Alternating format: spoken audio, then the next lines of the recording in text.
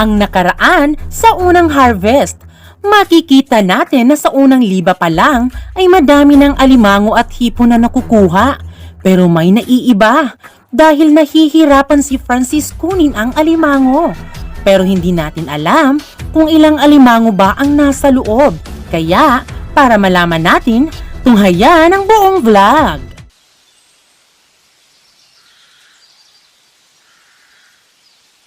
So ayan, good morning mga kalab. Ngayon ay sisimula na ang pagbomba. Yes, yung ibig sabihin ng bomba, yung mga tubig kasi na hindi na ipalabas lahat papunta sa ilog is gagamitin ng bomba para yung mga tubig na nasa pamerta is sa labas papunta sa ilog. Ayan.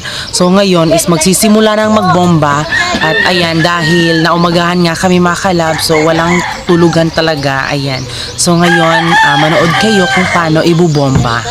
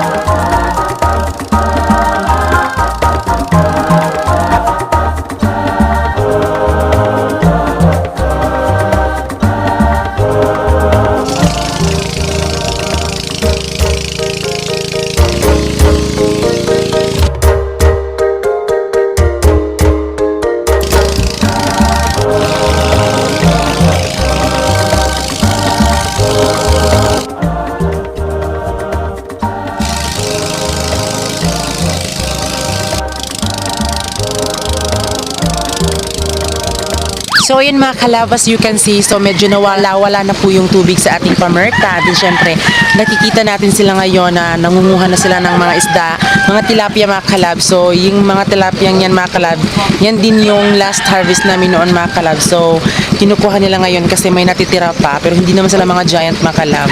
Mga native po na mga tilapia. So ito po sila ngayon mga kalab.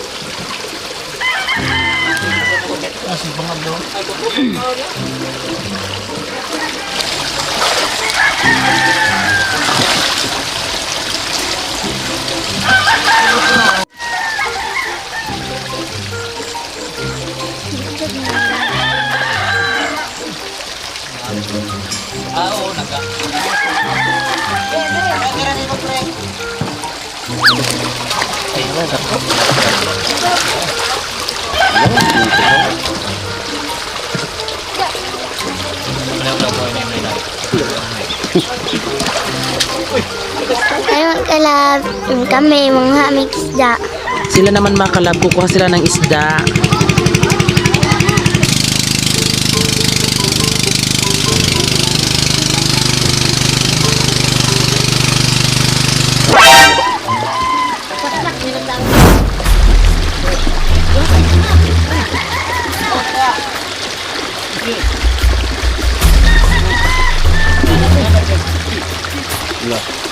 Ano, alimango nasa sako, suot.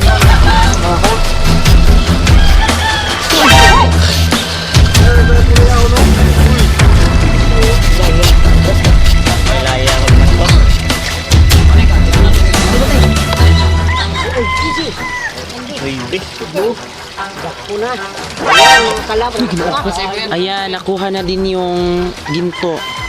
Hindi talaga basta-basta mga kalab, makigbo sa inyo mga kalab. Oh, salamat. Diba, dyan sa ko.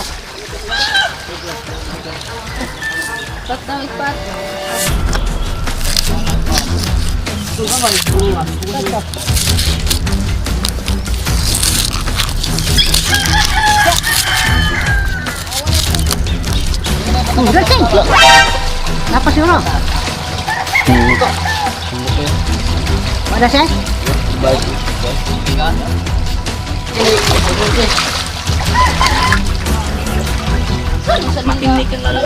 Ayan, may tamilok mga kalab. Kaon daw na. Tamilok po. Na po. Ay, tamilok pre. Ay, bakit to? Minus ang konti ba? Lipid. Penguating kayo, right?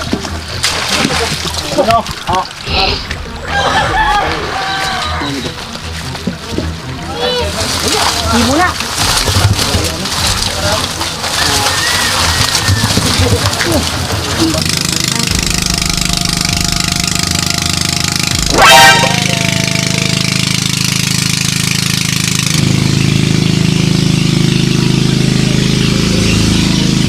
Kuan dire pagsaka. Hindi kakatin. Pag ano na lang sa kadiro.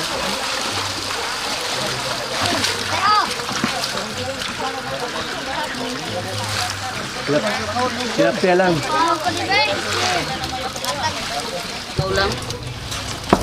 So ngayon mga kalab, dahil tapos na silang kumuha ng mga isda or sugpo, hipon or alimango sa pamerta, so ngayon isa gitna na naman sila ng fish pa namin. Ayan, so kaya sila pumunta sa gitna dahil merong mga alimango na pumupunta doon sa gitna. Di ba? Napapansin nyo mga kalab, may mga damo dyan. So yung mga alimangong yan, dyan sila nagtatago. So ayan, minimake sure nila Francis na kailangan makuha talaga lahat. So kung napapansin nyo, dyan si Kuya PJ yan. So kinuha niya yung alimango dyan.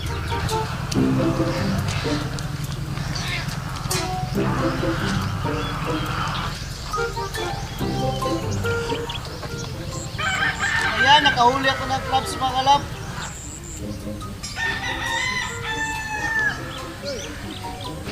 Uy, may hanap naman hindi.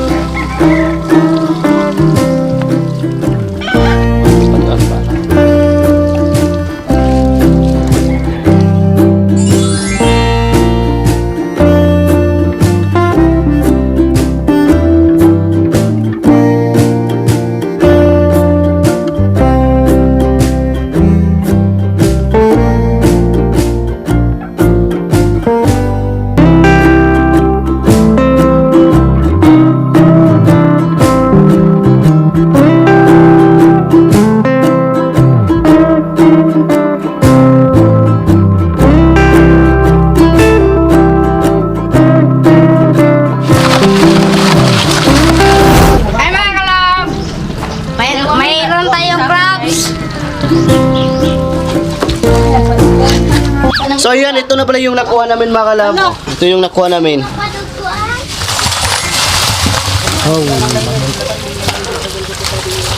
Yo. May kilo ng head. Tama.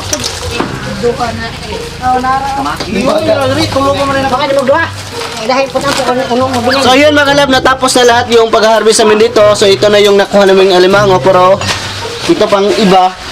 At nandito pa yung iba ding mga crabs mga kalab. At siyempre, ang mapalit na mga kalab, si Rita mga kalab. Siya yung buyer namin dito sa crabs. Hi! So ngayon guys, nagtitimbang na sila mga kalab kung pila ka kilo yung abot sa aming pagbuhay namin sa fish pan. At siyempre, bigyan din namin yung amo namin mga kalab. Hindi din namin malilimutan. Bigyan namin ng crabs at yung tilapia. Hi! Ay mga kalab, mura na tagiringan eh.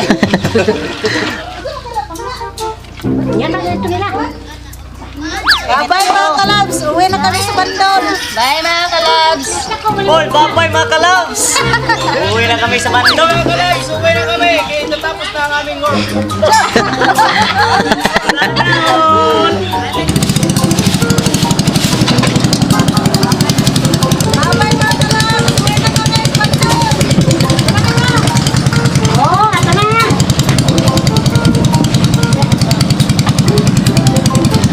So ayan, tapos na pala yung pag-harvest natin mga kalab. Yes, ayan din syempre makapaghinga na din kami ng maayos ni Francis. Yes. Dahil dito sa aming fish pan ay sobrang daming mga malilikot na kamay. Ayan. So At hindi siyempre, be, maka-relax na din tayo sa tuwing gabi. Yes, of course. And then syempre mga kalab, yung total namin mga kalab is 19,161.50. Yan. Yung puhunan kasi namin ni Francis is 15,000.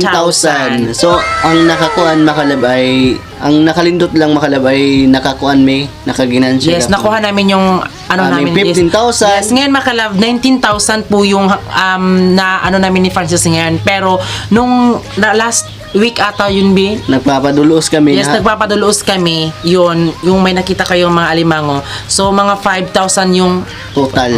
5,000 yung aming nakuha mga kalab nung nagpadulos kami. Ayan. So, bawing-bawi po yung aming 15,000. And then, syempre, yung pera po na kita po namin dito sa harvest, syempre, yun po yung ipangdagdag namin ng Pambilin sa aming bahay. Yes, pagpapatayo ng bahay namin ni Francis. And then, syempre, kapag sumahod na kami sa YouTube, ipagsama-sama yun para makapagtayo na kami ng Yes, bahay para ni makaahon Francis. kami makalab. Yes. At meron kaming good news sa inyo dahil pupunta kami ng Davao City! Ayan. So, alam ko na madami kami mga kalab fans dyan sa Davao City. Ayan. So, hindi namin masusure kung talagang makikipagkita kami sa inyo, di ba? Kasi, alam nyo naman, sa panahon kasi ngayon, di ba, merong Yes, COVID. may pandemic. Yes. Din, natatakot kasi kami. Baka kasi siguro ngayon, magpapamit and greet kami tapos makita tayo doon na nagtipon-tipon tayo. Syempre, kami yung may sala talaga kasi kami yung nagdesisyon na may pa-meet and greet. Ayan. So, kung makikita nyo lang siguro kami kung what if kung mabibilhin kami. Ayan. Ang rason lang naman na pumunta kami ng Davao, birthday at binyag po ng aking pamangkin. Na si Ken. Yes, na si Kin Elise. Din disclaimer mga kalab, baka may magsabi na naman yan na ako na naman yung gumastos, 'di ba? Kasi yung sa birthday ni Papa, ang daming mga kalab na ako daw gumastos. Hindi naman yan totoo Yes, makalab. huwag kayo mag-alala kasi may kaya sila. Mayaman sila Ate Sabeth. Ayan, so yung family namin sa Davao City, ang yayaman nila. Kaya huwag na kayong mag-alala dyan. Yes. Hindi namin maipapromise sa inyo na makikipagkita talaga kami sa inyo dahil nga sa sitwasyon natin ngayon, di ba, na may pandemic. Ayan. Siyempre, huwag kayong mag-alala kasi magkakaroon din naman ng pera yung family ni Francis. Huwag kayo mag-alala mga kalab kasi sila yung nag-aalaga dito sa fish pan. So, dapat magkaroon din sila. Yes. Then, syempre, yung mga natumutulong din dito, magkakaroon din sila. Ayan. So, wala pong Meron silang sahod yes, mamaya. patas po ang laban. So, ayun mga kalab, maraming salamat. At syempre mga kalab, bago kayo umalis, please don't forget to subscribe our YouTube channel. At kami ang Family Love Team na nagsasabing, dapat love lang!